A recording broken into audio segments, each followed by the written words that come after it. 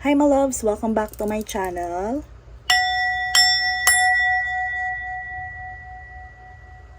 Okay, in this reading, we will going to channel some messages from your person. And if you are dealing with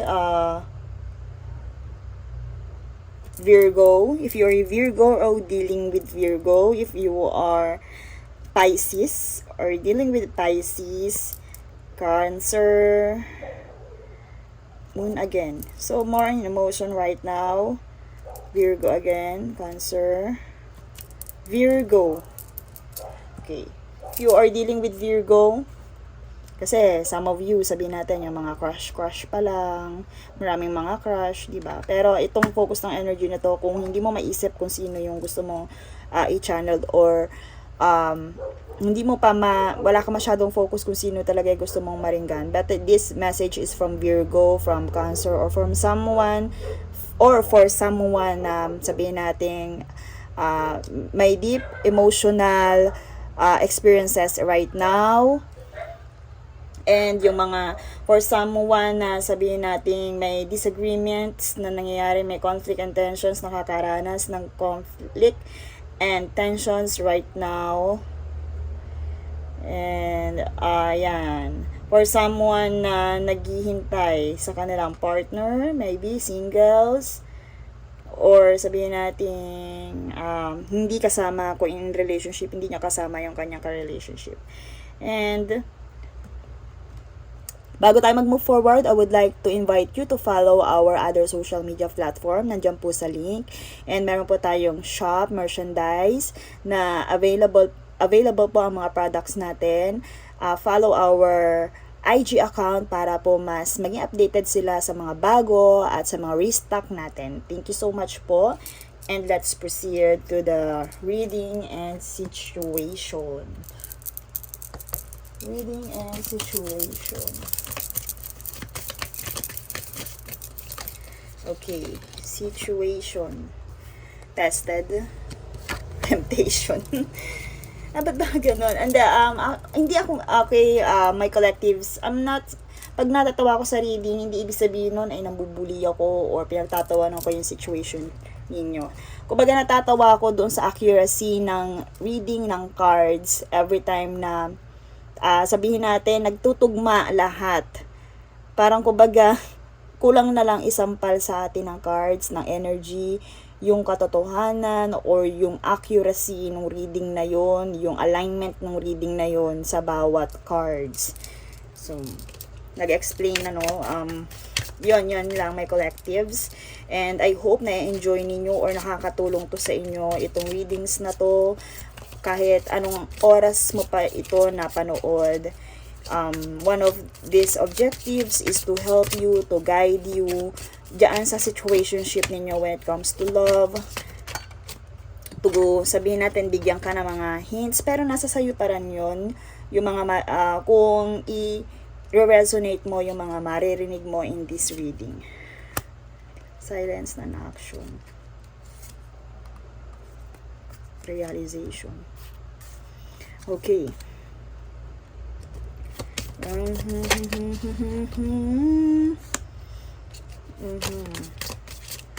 Okay, ano ang focus nito? Think carefully the situation. You are, sabihin natin, this sounds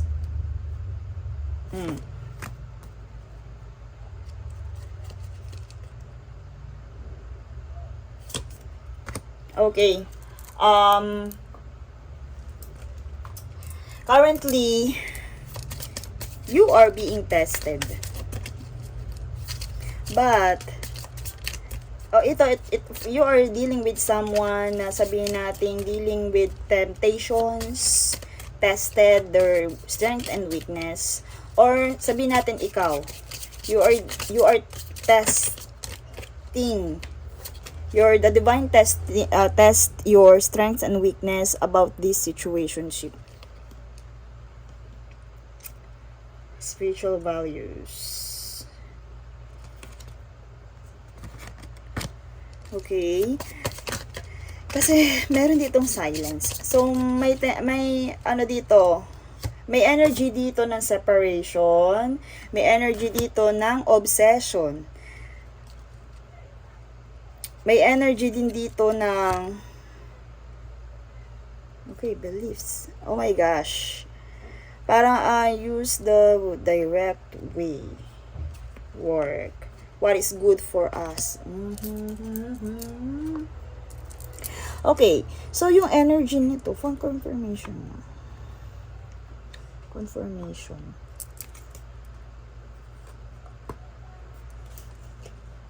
Love affair. Sabi na, may something nga dyan sa temptation. Dirty little secret love. Okay. Some of you are dealing with person na sabihin natin, ayan, currently dealing with person na sabihin natin being tested, being tempted with love affair. Or maybe you are being tested, you are tempted for some third party or love affair. Okay? And meron din some of you are dealing with this situation, kaya nag-cause yun sa inyo ng separation. Ayan, nandyan yung silence and non-action. No? Okay, yan. Mga reading tayo na wala yung love affair, walang third party, but in this energy, yes, may involve. And yun yung nag-cause sa inyo, yung third party na yun, or sabihin natin love affair, yung temptation, and yung test. Maaaring hindi to na pagtagumpayan ng isa sa inyo. That's why you are now silent. Your situation, relationship becomes silent. Non-action. So, in separation nga. And during this separation, both of you or one of you are realizing, sabihin natin, nare-realize nila na, kumbaga, nagsayang sila ng oras doon sa ginawa nilang yun. Kasi, kumbaga, this time, dapat kailangan ang priority nila ay family. Ang priority nila ay partnership with you. And kung hindi pa nangyayari to, may tendency some of you ay maka-experience ng ganitong klaseng situation. Awareness and finding out. May tendency about dirty little secret. Okay? Yes, ito naman ay kumbaga hindi mo makikita kung hindi para sa iyo. But yun nga, kagaya na reminder ko, i-ready ang sarili kung hindi ka pa nai-involve. May tendency, eto nga, nandyan ang temptation, nandyan ang test. Nakita nyo naman kanina, shuffle natin ang card, and yes, lumitaw ang love affair. Pero yan, tick-tock. Running out of time. So, kumbaga, one of you or your person realizes na nagsasayang siya ng oras doon sa test na yon, doon sa temptation na yon. Iyon ay pagsasayang ng oras. Ang kailangan niya is, sabihin natin, spiritual union, yung partnership sa kanyang tunay na mahal, yung kanyang, sabihin natin, yung kailangan niya i-prioritize is yung kanyang pamilya. Some of you are, sabihin natin, married na or in relationship, and yun nga, your person realizes all na ito, yung ginawa niyang yun ay pagkakamali. Okay, and this time, sabihin natin, during this silent moment or non-action, maaaring yun nga, cool off. Okay, for my collectives, you are currently cool off, maaaring ganun, walang pakiramdaman sa inyo, sabihin natin, walang action sa inyong dalawa, pero may tendency iyon nga ang inyong naging situation. Think carefully about the situation and you will realize something. Okay, and some of you, it is a sign. Kung wala pa talaga, your angels and guides are telling you to carefully think about the situation and to find out what's sabihin natin down low or secret down low, and to find out what's coming to light. Okay, pag mga ganito kasi yung situation, always pray for your, sabihin natin yung kaya mo, yung makakaya mo, and sana hindi ganoong ka-rough yung journey kasi masakit, yes, masakit. For some of you, hindi pa to dumadating, and some of you naman ay nandito na sa silent moment na to, sa non-action, non-movement moment na to, o sabihin natin cool off or in separation na situation. And obsession, an energy, current energy ng person about this, yung taong involved dito. Or pwede din some of you, for specific, ikaw ay ginawang third party, ikaw ay temptation sa kanila. Some of you, ikaw ay ginawang third party. And marirealize mo yun, kumbaga ito ay masisiwalat sa iyo, magkakaroon ng illumination. Some of you naman ay aware na sila ay third party. Ito ay temptation and test sa kanila. Yes. Some of you, temptation. Nandyan kasi ang money. Some of you, natatempt sila because of the money. Some of you, ginawa nila to because of the leisure, because of the conflict over money. Okay? Some of you, nagawa nila to because of family conflicts, or sabihin natin conflicts. Maaaring sa inyong financial status, maaaring third party situation nga to kasi nandito yung breaking traditions. Maaaring both of you ay third party ng isa't isa. Pero yun nga, involved ang financial failure and financial or conflict over money. Secrets revealed. Okay, secrets revealed, truth exposed. Sa mga hindi pa, yes, may tendency maka-experience kayo nito, may tendency may marinig kayo from someone about this situation, or may tendency na truth exposed. Actually, pag may mga ganitong realization, truth, secrets, lagi nating i-consider na ito ay blessing sa atin. May mga gano'n na halimbawa, nag-undergo sa cleansing ritual, then after nun, kung ano-ano yung nangyari sa kanila, nagkaroon sila ng conflict with family and relationship. Pero always remember, cleansing ritual yun. Kumbaga, ipinag-pray mo na matanggal ang blockages, matanggal ang problems. And yes, meron tayong mga pang-cleansing ritual na sobrang lakas na talagang inire-renew lahat ng energy, lalo na yung mga negative energy. So, yun. Kumbaga, kung aware, para lang maging aware ka, isa yon sa sabihin natin illumination and truth exposed. Yung truth exposed na yon ay blessing sa'yo. Though masakit siya, you have to understand na kung hindi yung marireveal agad yung secrets na to, hindi marerelease yung fear na to, or yung secrets, yung secret down low, hindi, kumbaga, parang wala kang guidance nun, di ba? Parang wala kang, walang nagpo-protect sa'yo dahil parang nagmumukha kang sabihin natin, nagmumukha kang walang alam ng ganong katagal na panahon. So, sabihin natin na may nasiwalat sa'yo. Ganon sabihin natin ka gustong maging aware ng yung angels and guides. Kaya kailangan pa rin natin maging grateful dahil tayo ay ginaguide. Okay, message from your person na involved dito. TikTok. So, kumbaga, time is running out.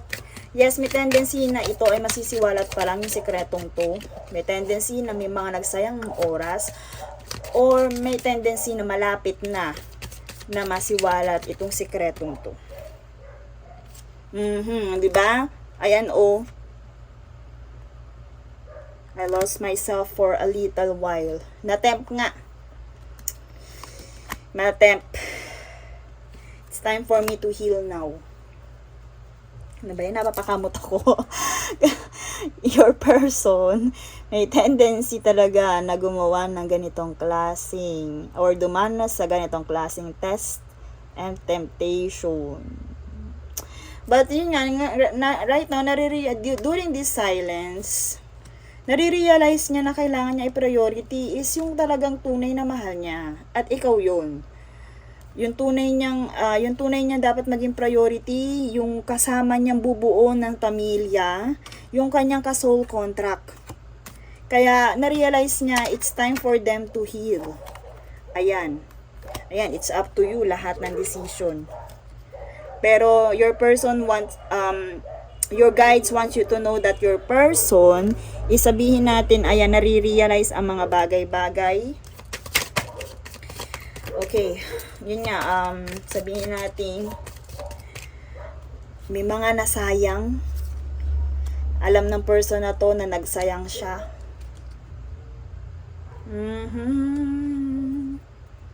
Okay, right now, alam niyang sobrang nakasakit siya and we need to let each other go.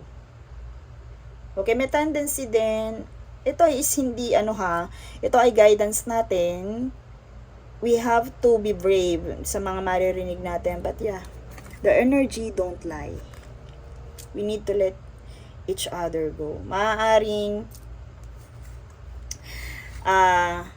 kailangan niya to para sa kanyang healing.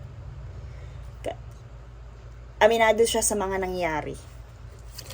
And kaya, ngayon, sabihin natin nagtataka ka kung bakit parang wala lang sa kanya yung nangyari. Kailangan niyang mag-heal, kailangan niyang maging mabuti para sa, kung ikaw man, kung magkakaroon man ulit kayo ng chance, pag tatagpuin ulit kayo or paihintulan ulit kayo ng divine. Pero right now,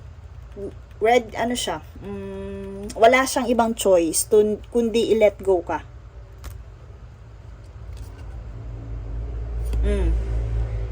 Diba? Oh my gosh. Ayun naman. Pero, yeah, I feel this energy. I am grateful for the spiritual lesson. Yes. Sabihin na natin na-realize, talagang alam niyang mali siya. Beliefs and spiritual values. Alam niya na meron siyang pagkakamali eh. Kaya pinapakawalan ka niya. Alam niya yon. Aminado siya doon. And yun nga, sa tao hindi naman natin, but ito yung energy niya ha, hindi man niya to ipakita. Yung higher self niya is gustong mag-heal, gustong sabihin natin talikuran na yon, kung ano man yung nagawa niya, gusto niyang itama. Starting to understand the connection or our connection, kasi nga alam niya kahit meron nagkaroon ng involvement, tinest siya, and na-realize niya na may something sa inyo. Ay reconciliation andyan, come together. Pero, kailangan nyo munang i-let go ang isa't isa. Diba? Non-action. Kaya hindi siya uma-action. Kailangan nyo munang palayain ang isa't isa, pero naiintindihan niya yung connection ninyong dalawa. Alam niya yung kanyang pagkakamali. Alam niya na mayroon pa ang mas deserve. Merong, kumbaga, may someone na hindi gagawa sa'yo, na saktan ka, hindi ka sasaktan, ganon. Diba? Alam niya na ikaw pero na-tempt siya na gawin yun. Diba? Na-tempt siya na gawin yun.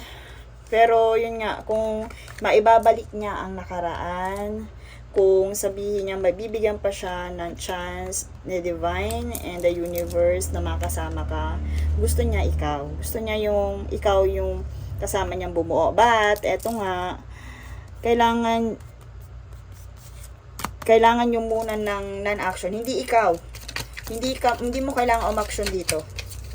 Okay? Hindi mo kailangan, hayaan mo tong person na to ma-realize yung mga bagay-bagay because ayan, part yan ng kanyang journey to have spiritual lesson. And I feel, let's see. I feel, may spiritual union, soul contract.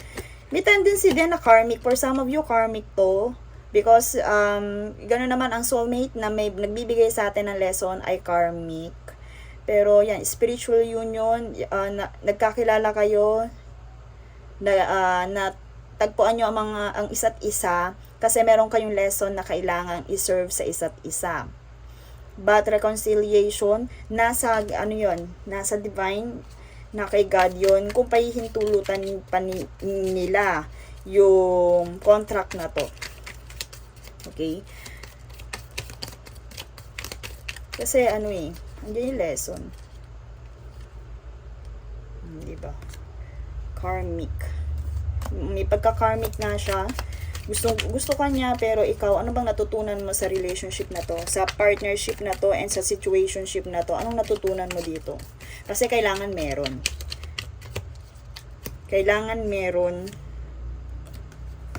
Diba?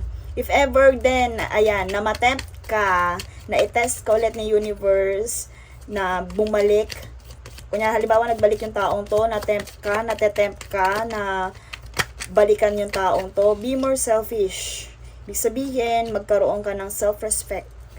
Okay? If ever na matempt ka, bumalik yung taong to sa'yo, magkaroon ka ng self-respect. Ayan. Yun nga, yung taong to right now ay nagki-crave sa'yo, gusto kanyang makasama, pero ito nga, pwede ding test to sa'yo. Kung paihintulutan mo ba. Sa mga hindi pa na-find out to, yes, they are worried. Ayan, nandun ang pagsisisi sa kanila. So, guidance from your angels. What are the message for you? Ayan. Sorry na naman natawa na naman. Forgiving and learning. Okay, as you release and heal, ayan na nga, oo. May tendency sa mga in separated ways na may tendency itong taong to ay maging test sa'yo or temptation. Pero your angels and guides are telling you to forgive, and yun nga, kagaya ng tanong ko kanina, anong natutunan mo na lesson dito sa situationship and relationship na to? You have to experience this. You have to experience more love in your present moment. Hanggat hindi ka nagpo-forgive, hanggat wala kang natututunan, magpapaulit-ulit yan. And yun nga, you have to release. You have to heal yourself. You have to heal the past. But it doesn't mean na sabihin natin magkakabalikan agad kayo. Sabihin natin, may tendency din na nasa tao to kung nakikita. Let me have you. Kung nakikita mo yung pagsisisi, kung nakikita mo yung pagbabago, yes, pwede naman. Pwede. Pero, yun nga, ito ay para sa'yo, advice to sa'yo, forgive and learn. Ano yung natutunan mo? Ano yung natutunan mo dito?